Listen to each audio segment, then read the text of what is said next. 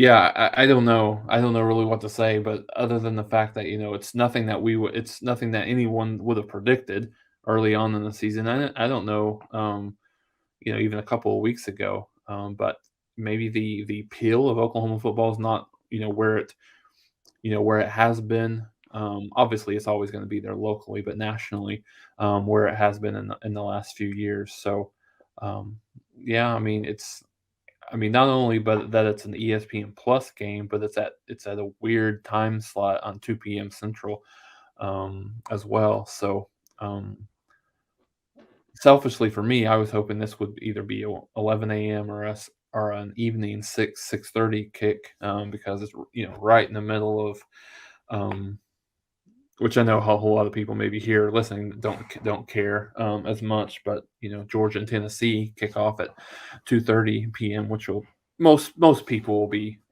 watching that as well. So interesting in a lot of ways. I don't think when you look at the idea of, this game going up against that game, right at the same time, and I think is Alabama LSU at 2:30 as well, or is that no? That's an evening game, Yeah, isn't it? that's a night game. Um, but Yep. still, going up on that time slot is interesting, and so maybe that's why ESPN elected to go, um, sort of off mainstream network there, with ESPN Plus. But it is what it is where Oklahoma's at this point.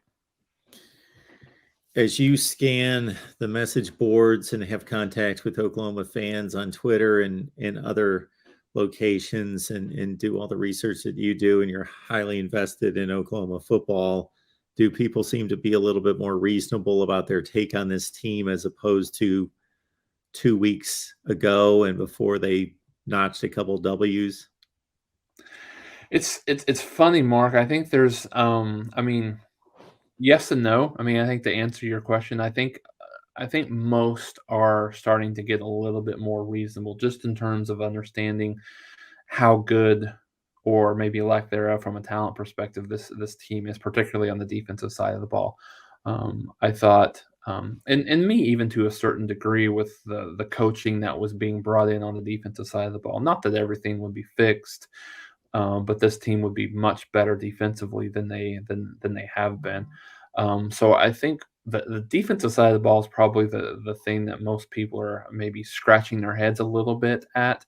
But with a first year head coach and a first year coordinators, coaches on just kind of getting acclimated to the talent, I think the consensus seems to be that the talent isn't at the level that they need it to be, on the defensive side of the ball, or maybe even specifically in the trenches.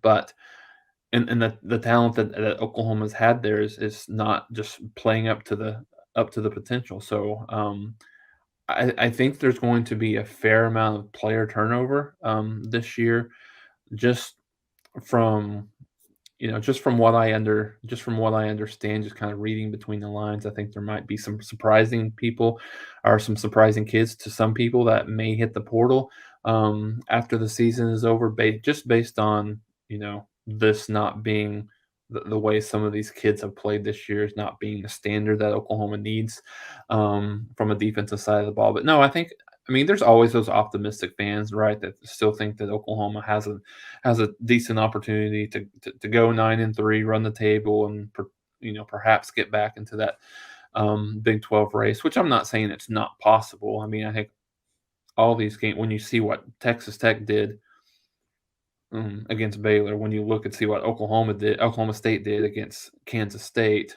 and then how poorly West Virginia is playing right now. I think you look and you see, hey, there's potentially an opportunity there for Oklahoma to run the table, but I think it's important for them to have a good finish to the season, whether it's running the table, whether it's getting to 7 or 8 wins. I think it's really important for, the off season and recruiting and things like that, just to continue to have that positive momentum ending the season.